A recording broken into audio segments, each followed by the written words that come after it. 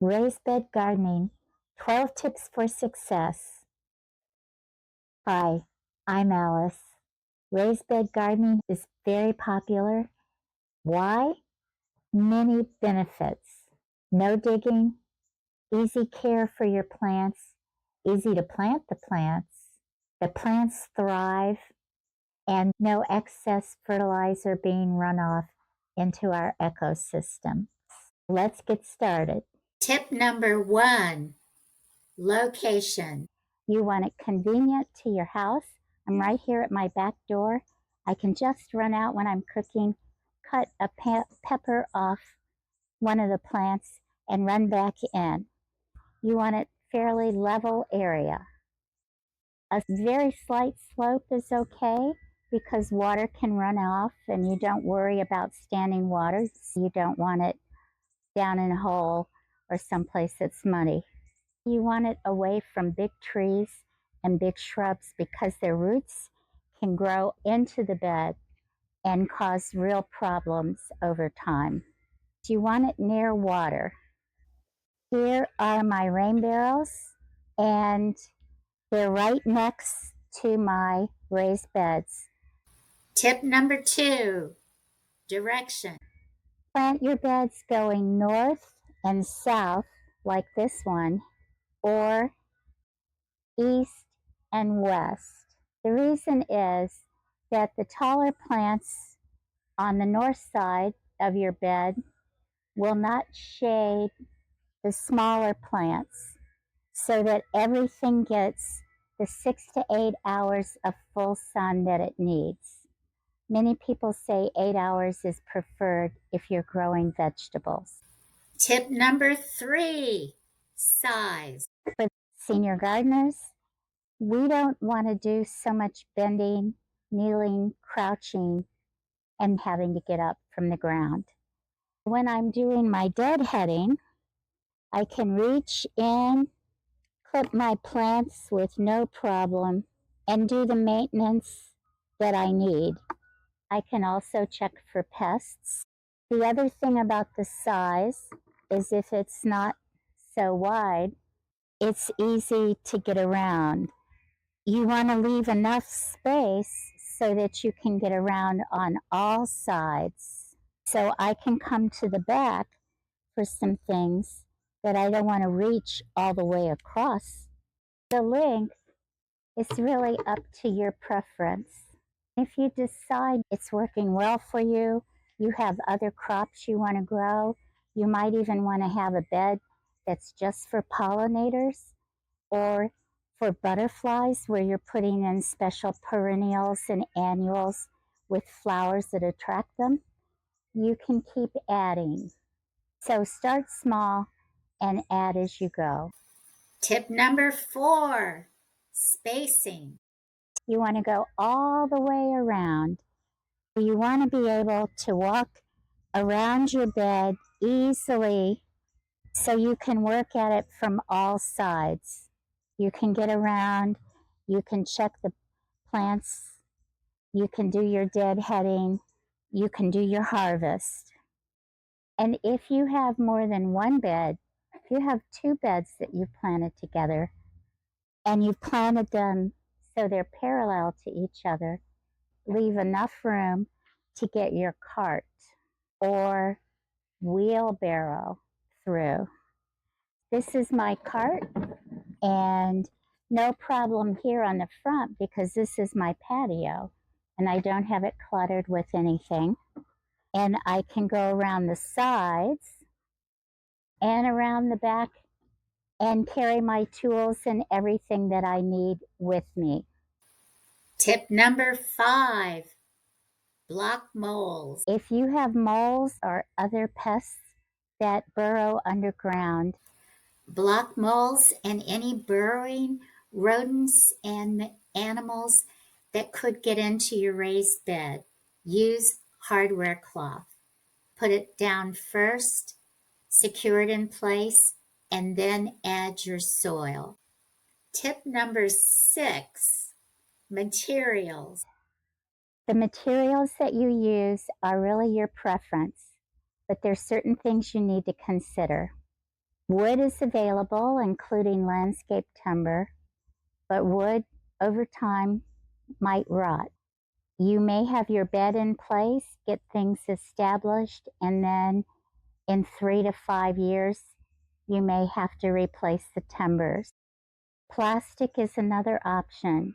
My experience with plastic is that the UV rays from the sun have caused it to get brittle and crack. So that's something to consider with the type of plastic that you get. Another option is metal. There are a variety of metal containers. People get water troughs and things and drill holes in those.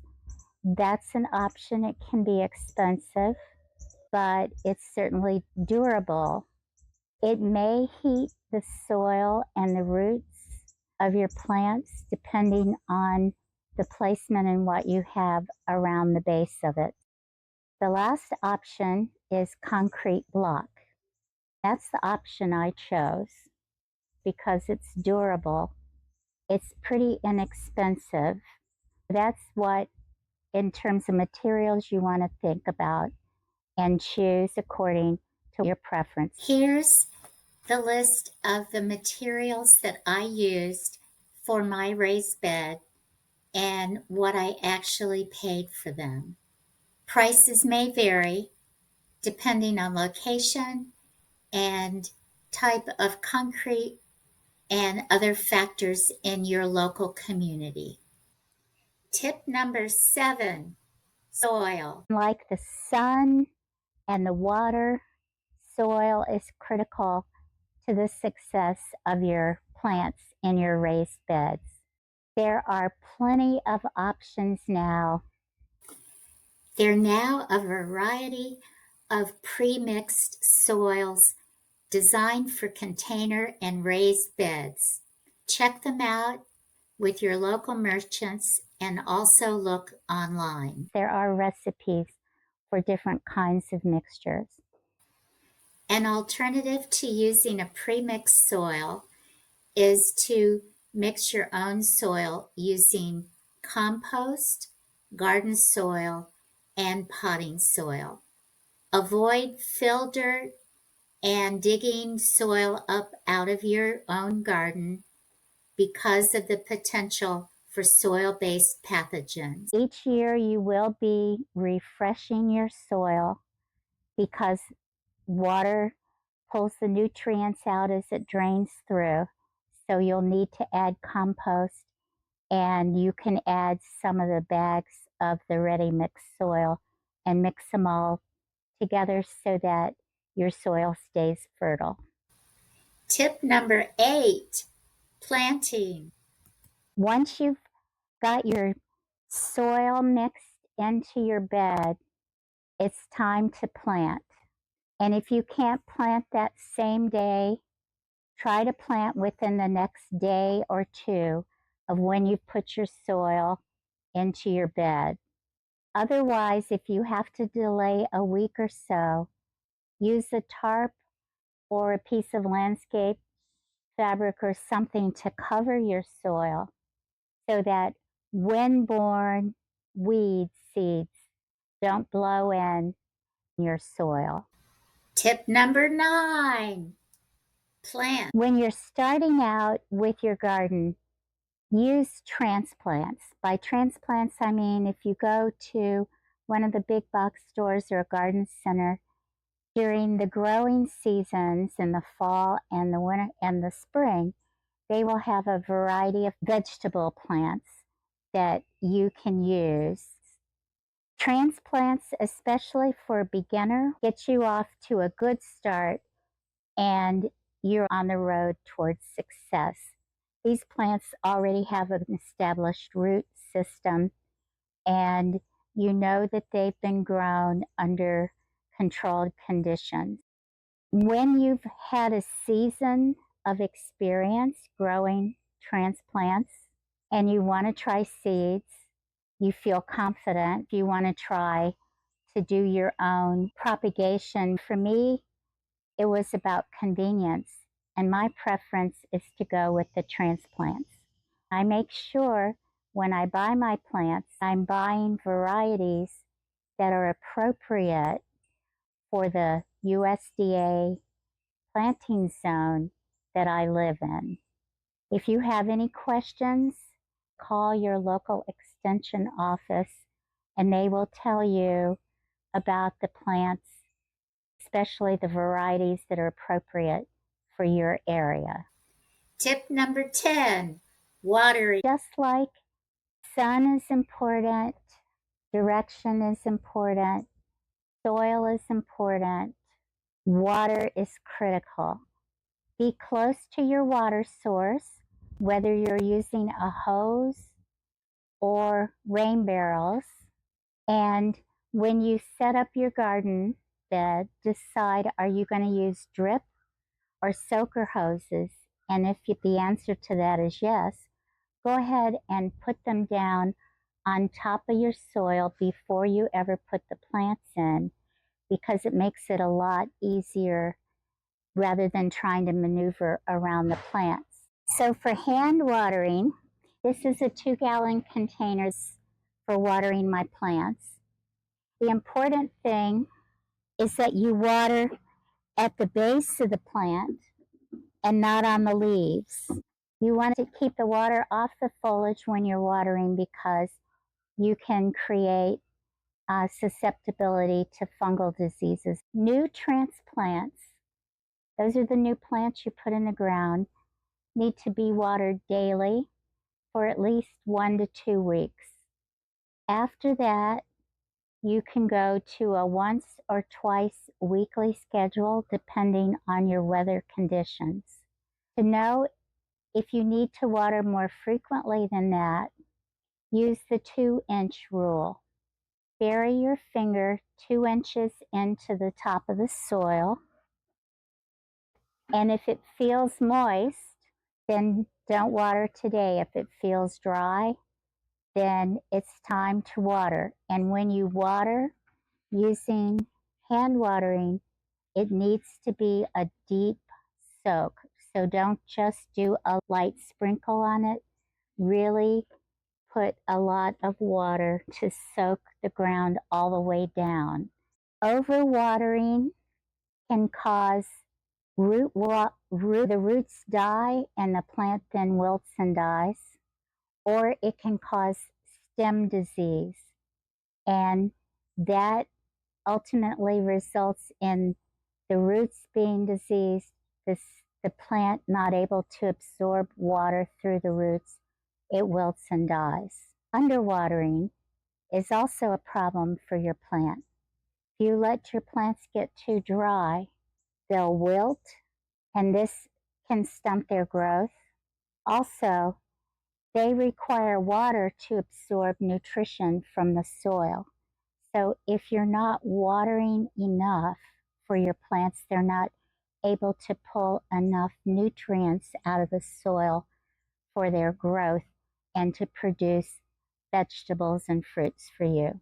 Those of you who are using drip and soaker hoses and timed watering, that's a whole nother conversation, but there's a lot of information available on how to do that from your cooperative extension.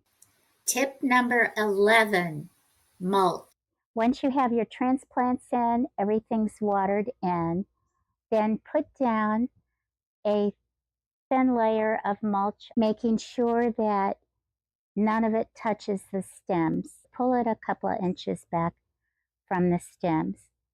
The mulch helps control weeds.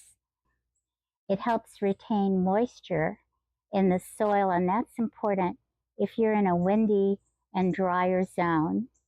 And it helps keep the roots cooler, especially in the hot zones where temperatures can get very hot in the afternoon.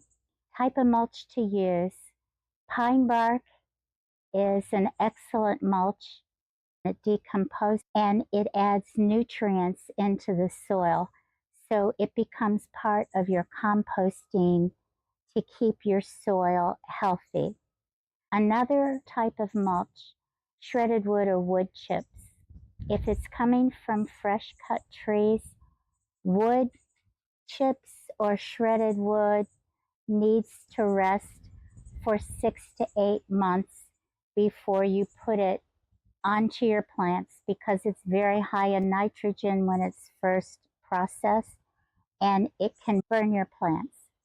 Look for something that's been composted and make sure that it's been composted for several months before you use that. People also ask about using gravel or rocks as mulch. First of all, there's no nutritional value to that.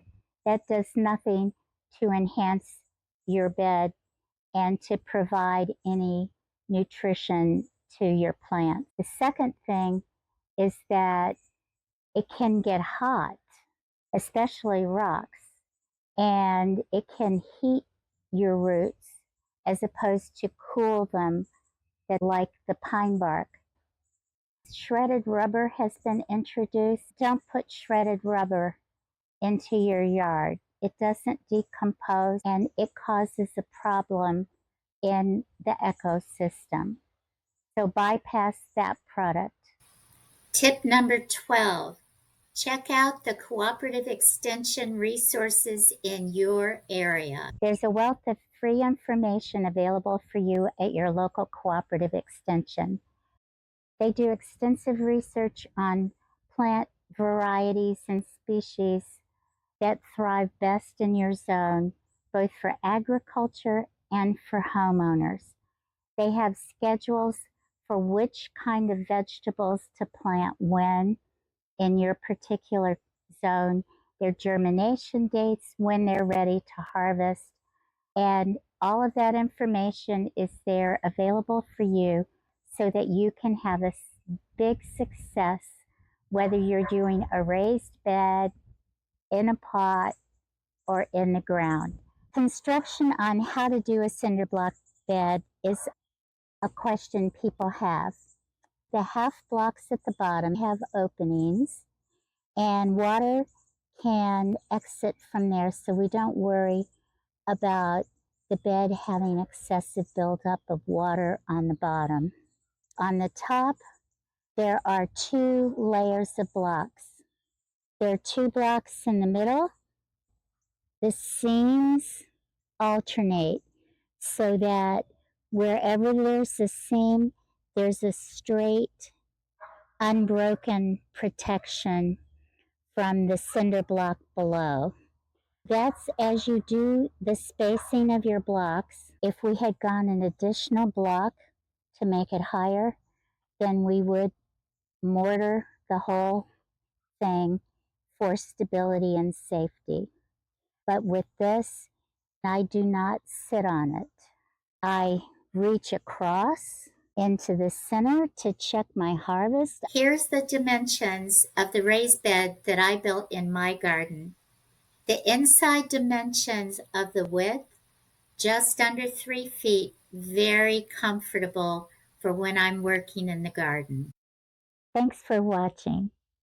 If you've had experience with raised bed gardening, please leave a comment below so we can all benefit from your experience.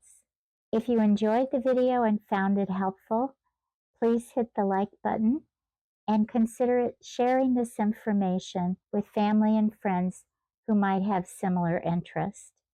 There are other videos that you might be interested, so check these out. And if you haven't already subscribed, I invite you to subscribe to Garden Yay so the channel can thrive. See you soon.